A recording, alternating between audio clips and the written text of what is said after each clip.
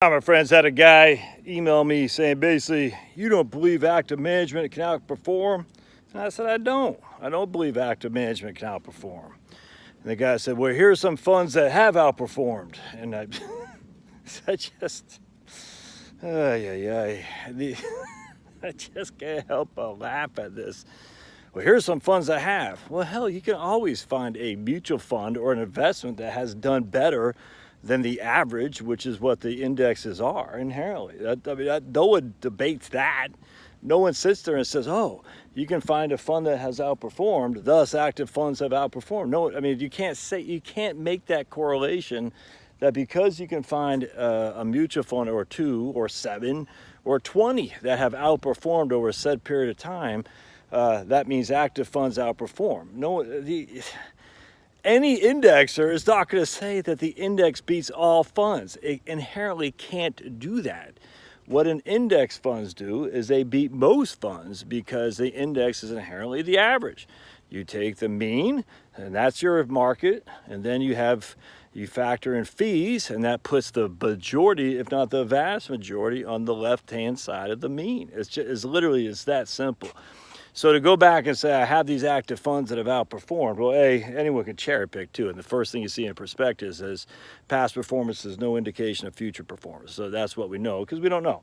And then I got to say, it's almost like cherry picking climate data. All right, when are we starting? We start in the 1880s. We start in the 1980s. We start when are you starting your time frame?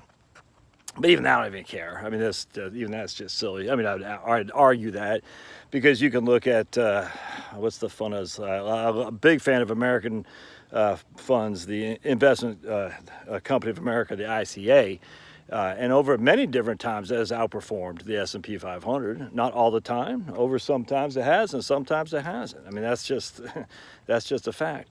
The problem, which I think a lot of proponents of active management, and I'll never forget when I was at USAA, and they're trying to educate us on how to position active management. And I was sitting next to this guy, and it's like these guys, thunder's going on. We could use a big rain.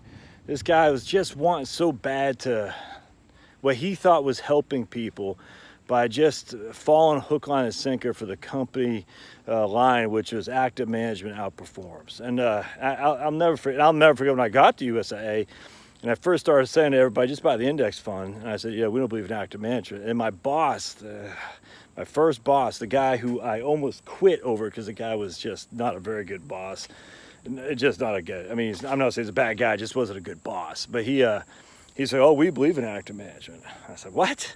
I said, why do we have index funds then? He goes, no, we believe in active management. I said, okay. And I said, but it turns out they believe in active management because USA, like all companies that run money, they get more money on active management than they do on index funds. They have a perverse incentive to get you into active management. It's just all there is to it because that's where they get paid. And they're getting paid from somebody. It's not from outperformance. And the reason you know that is because inherently it's impossible for everybody to outperform. That can't happen.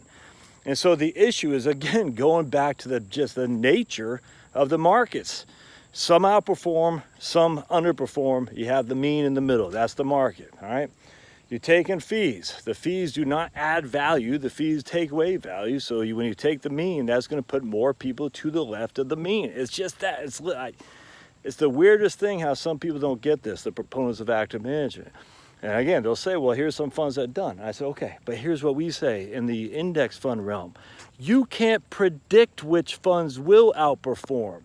That's the issue. You can't say these funds have, thus they will. You can't. But we can predict the index will beat the vast majority of its peers. And the reason is just basic mathematics. It's basic mathematics because the index funds are the mean. Means before fees, you factor in fees. All those funds that were hovering a little bit above the mean now going to the left of the mean because the fees got to be taken in consideration, and thus the index funds will outperform the majority, if not the vast majority, of its peers. You can say my fund will use the Davis New York Venture Fund. Great fund. Chris Davis ran that fund. I don't know if he still does or not. I used to use that quite a bit. We'll say the Legg Mason Value Trust Fund. Great fund. Bill Miller ran that fund. I don't think he does anymore. But that fund had beaten the S&P 500 15 years running. And even Bill Miller said it was luck. He said based on the last day of 2004, some of his stocks did better than the market, so he's able to keep his winning streak. And he got all this notoriety in the media. And then he quickly fell from a 5-star rating in 2005 to a 1-star rating in 2007. Or was it 5-star in 2007 to 1-star? I think it was 5-star in 2005 to a 1-star in 2007, literally 18 months later, because he was getting trounced. Because the reason he was able to beat the index so thoroughly for a long time was he picked a bet. This is what I said in my video the other day. He speculated, and his speculations paid off wonderful, without question.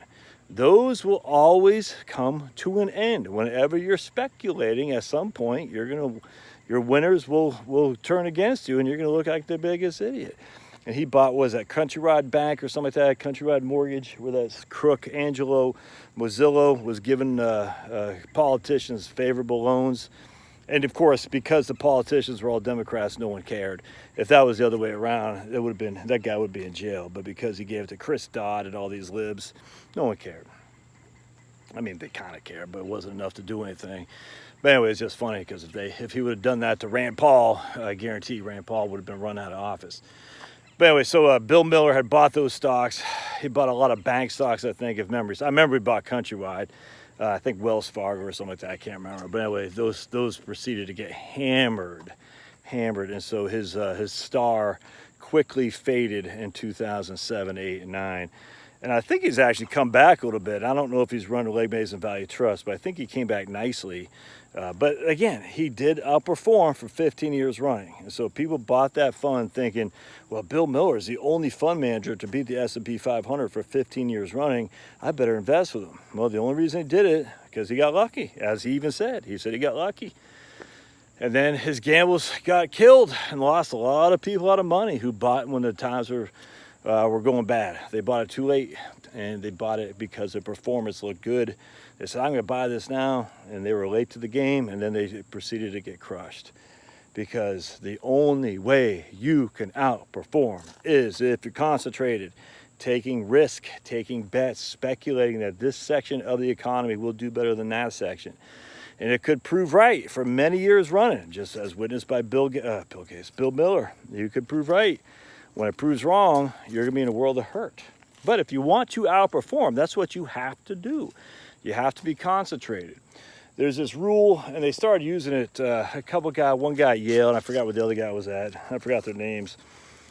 Anthony, I forgot, Antti, I think, Antti. I want to say a Finnish name or something like that. But anyway, they wrote a paper on the outperformance of what's called active share. And I'll never forget this. That got a lot of people, myself included, interested. And I'll share what the theory was and the study was behind this, and then why it makes sense actually. But what these guys say, look, the higher a fund's active share, the more likely it is to outperform. All right. And so what happens is an active share simply means you say how concentrated is the portfolio. What I mean by that, so you got the S&P 500. All right. I got 500 stocks. You're managing, I don't know, freaking Josh, closet index fund, and you got 400 stocks. So I have 100 less stocks than you do. All right. So I got a 20% active share because I have 500. The S&P has 500. I have 100. That means I have 20% less stocks, and my numbers are wrong. Just bear with me just a second. That means I have an active share of only 20% because I literally have. Essentially, I am concentrated 20% relative to the S&P 500 index. All right, now, but that's not a very high active share. So a high active share, I think these guys said 85 or something like that. So if you have 100 stocks, I'd only want 85. I'd want 15 stocks, no more. That'd give me an 85 active share. And 85 active share means I'm very, very concentrated. And that will have more of a likelihood to outperform than a fund with an active share of 20%, because the higher the concentration, basically the more I'm betting on a specific area of the economy to take off. And if that does take off, I will beat a diversified portfolio. And I think these guys did a study and they showed that the funds that outperformed had one thing in common, well, two things. High active share. Again, S&P 500 has 500 stocks. I got 50 stocks. My active share is 90%. All right, because I only have 10% of the market. That's it. If I have 10% of the market, that means my active share is 90%. I'm betting significantly higher percentage of my portfolio of these 50 stocks, where the S&P is betting on 500. The Vanguard Dividend Growth Fund, give an example, that's got 41 stocks. I don't know if they use the S&P 500 as their benchmark, but just assume they did. Their active share would be, what, 95%, 92, something like that. So that's a very, very correlated or uncorrelated position, and which means this could be A, incredibly volatile potentially, but B, also could absolutely outperform, or it could proceed to get killed. Even if their stocks that they're choosing are out of favor, they could get walloped big time. So they have a very, very high active share, which means outperformance could become possible, but also means they could get killed. And that's how active share works. And it makes sense. You gamble, you can make money, or you can get killed, one of those two ways. And that's why I say, if you really want to outperform, you just buy one stock. You'll outperform if you choose right, but you'll get crushed if you choose wrong. Thus is speculation. Anyway, so active share is a kind of interesting concept. Morningstar started using that. I think they still do on some of their analysts, on top of their stupid sustainability stuff.